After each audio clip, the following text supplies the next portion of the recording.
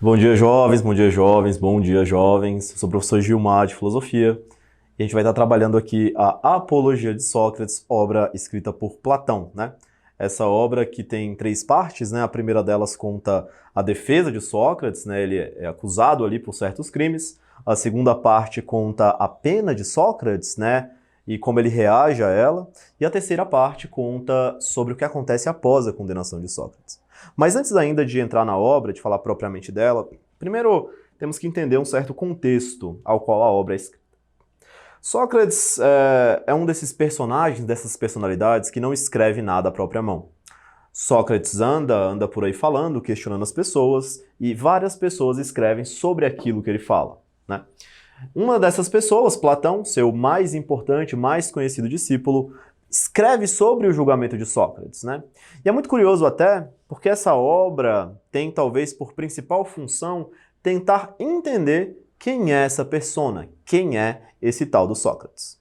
E aí Sócrates, ele é acusado, né, ali de supostos crimes. Acontece que Sócrates, muitas pessoas ali não gostavam muito dele, né, porque ele saía questionando as pessoas, fazendo as pessoas pensarem de formas um pouco diferentes, naquele famoso método, né, da maiêutica e da ironia.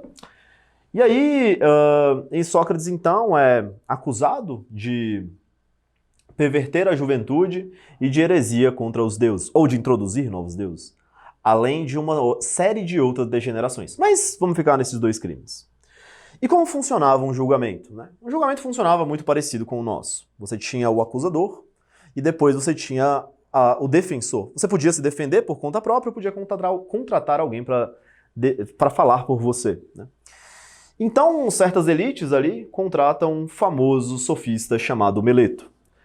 E Meleto vai acusar Sócrates. Eis que começa o primeiro momento, a primeira parte da obra, a defesa de Sócrates.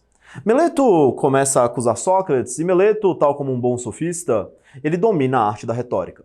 Meleto fala bem, Meleto fala com propriedade, Meleto sabe exatamente o que está falando. A fala de Meleto é repleta de certas pequenas falácias, argumentos emocionais e uma bela piada sempre que convém. Meleto sabia exatamente o que estava fazendo. E aí, Meleto fala coisas do tipo, nunca vou esquecer a primeira vez que eu ouvi, os jovens não respeitam mais os mais velhos. Olha só, os jovens atenienses. E aí, depois de terminar a sua calorosa acusação e sair aos aplausos, entra Sócrates. Sócrates começa, então, a sua defesa. Sócrates começa pedindo desculpas porque tinha a idade avançada, o que não lhe permitia um discurso tão vigoroso. Sócrates também se desculpa por não ter o costume de frequentar aqueles palanques. Então Sócrates começa, portanto, a se apresentar, a falar o que veio. E diz, abro aspas, não ouvirei de mim palavras adornadas ou cheias de locuções como aqueles que me antecedem. A minha preocupação é tão somente com a justiça. E a virtude de um bom juiz é tão somente julgar se o que eu digo é justo ou não. Ponto final. E o que ele quer dizer com isso? Ele diz algumas coisas com isso. Primeiro, a virtude do juiz, não o juiz aquele que bate o martelo, mas o juiz eu, você, que julgamos ações. A virtude não é a beleza das palavras. A virtude está tão somente em entender se é verdadeiro ou não o que é dito. Em segundo ponto, Sócrates diz que o meu compromisso é tão somente com a verdade. Logo, alguém não tem compromisso com a verdade. Claro, os sofistas que o antecedem. Já fazendo uma crítica muito clássica, né, ao embate entre os filósofos e sofistas, né? Os filósofos sempre preocupados ou procurando a verdade, enquanto os sofistas relativistas por definição.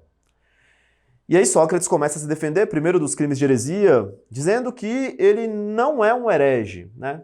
Que ele não introduz novos deuses, mas que o que andam falando por aí sobre os deuses, isso sim é o maior dos pecados. E quanto a isso, o homem justo não pode se calar.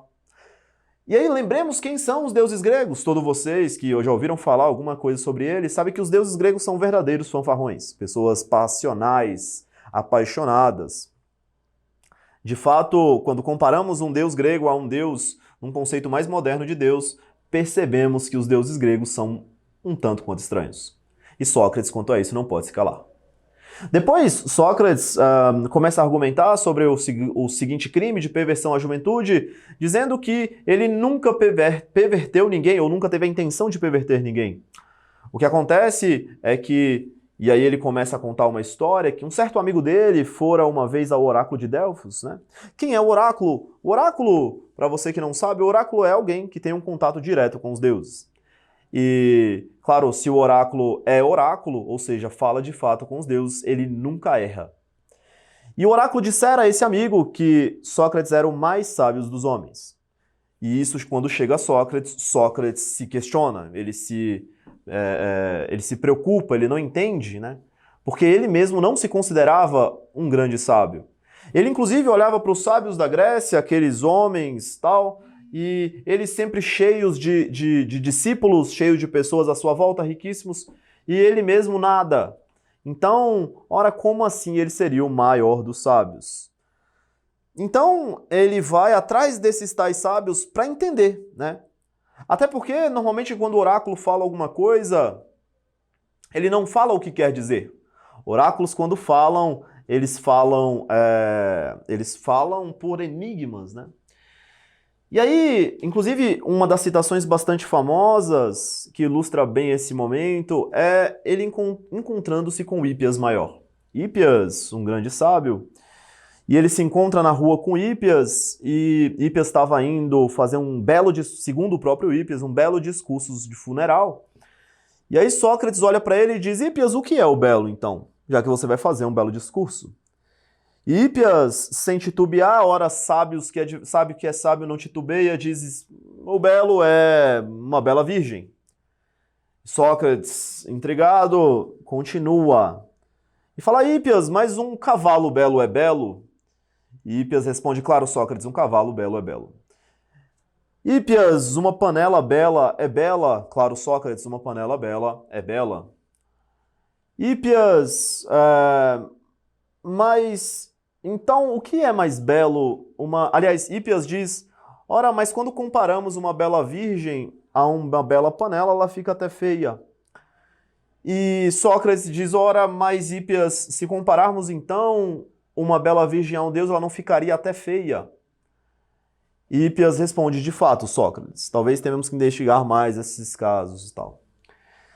Então, Sócrates entende, resumindo, né, que ele não era um grande sábio por saber um monte de coisas, mas por entender que não sabia, né? E que aqueles tantos sábios também não sabiam de nada, só que achavam que sabiam. Daqui você tem uma das frases mais famosas da filosofia que te diz: ora, só sei que nada sei. Que não é a mesma coisa que dizer eu não sei de nada, né? Só sei que nada sei é uma lição de humildade, ao qual o oráculo já tinha a intenção de dar, na medida em que os homens se tornam muito prepotentes e arrogantes. Só sei que nada sei. E aí Sócrates termina ali a sua defesa, né? E como tinha que ser, Sócrates é condenado. Ele perde. Os cidadãos votam e ele perde feio.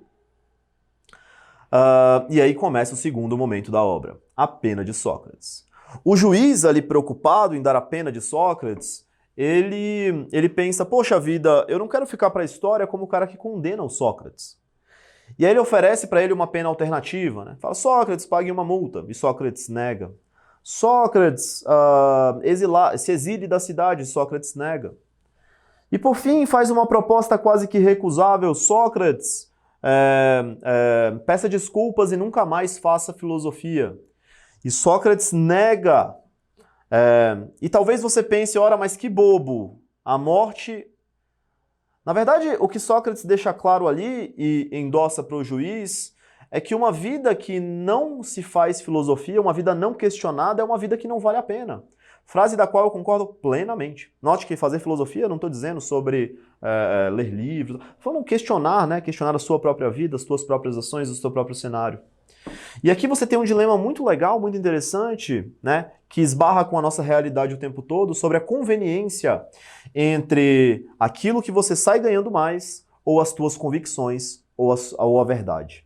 E Sócrates, sem titubear, escolhe a verdade. Inclusive, chega até a dizer para o juiz: Do que vale esse resto da minha sobrevida sem o questionamento, sem a filosofia? Sócrates também já tinha uns 60 anos, né? Não ia viver mais tanto tempo assim. Então Sócrates é condenado à morte. Eis que começa o terceiro momento da obra. Ali naquele momento em que Sócrates é condenado, não podem haver penas, né? Não pode haver penas capitais. Então Sócrates está tendo um festival ali com relação a alguns deuses e tal. Então Sócrates tem que esperar 3 meses ali numa gruta, né? Onde vários amigos vão encontrar com ele. E dentre eles, né, é perceptível que não há muito esforço na guarda de Sócrates. Chegam a sugerir ali que ele fuja, etc. E Sócrates nega. Ele diz, não, eu não vou agir contra as leis, né? Não quero ficar para a história como alguém que fugiu ou como alguém que de fato é um criminoso. Os seus amigos mais resistentes, né, continuam, mas ele os acalma. E um pouco mais calmo, Sócrates põe mais uma reflexão, talvez a mais imperativa da obra, dizendo, ora, por que nós tememos tanto aquilo que não conhecemos? Diante da morte, e ninguém sabe o que tem depois dela, há 2 possibilidades claras. A primeira delas, não tem nada. E se não tem nada, tudo bem. Porque a vida, a minha vida, a sua vida, ela é muito mais repleta de dor, de frustração, tristeza, trabalho, do que de fato de momentos prazerosos. Então, se é o fim da dor, tudo bem. Mas, no segunda hipótese, existe sim alguma coisa depois da vida. E se existe alguma coisa depois da vida, para todo aquele que foi justo, ético e honrado, é uma espécie de prêmio. Então, é o encontro e reencontro com aqueles entes queridos e amados. É o encontro e reencontro com todo aquele que se foi e você não teve tempo de dizer tchau. É o encontro daqueles que você admirava, né? Sejam cantores, artistas, filósofos. Sócrates próprio diz, imagina eu conversar com Hesíodo. Imagina eu, professor, conversando com o próprio Platão, com o próprio Sócrates. Ou no meu caso, com Kant. Imagina ver um debate de Kant e Nietzsche. Nossa, eu pagaria para ver. E aí, Sócrates encerra, né? E os seus amigos mais calmos oferecem para ele belas roupas, né? E Sócrates nega as roupas e perfumes na medida em que ele diz que da vida nada levamos. Colocando mais uma questão importante, né? O importante da vida, todas vão acabar, é a forma como nós vivemos. A minha alma é imortal, meu corpo perece. Vira para os seus discípulos e diz, vou eu para a morte e vós para as suas vidas. Quem de nós tem a melhor sorte? Nunca saberemos. De fato, até hoje não sabemos. Bebe o veneno de cicuta e se cala. Encerra a obra.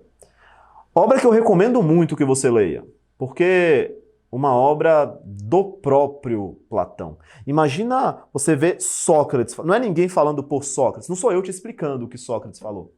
É o próprio Sócrates se defendendo. Uma obra que vale a pena ser lida. Senhores, foi um prazer estar aí com vocês. Até mais.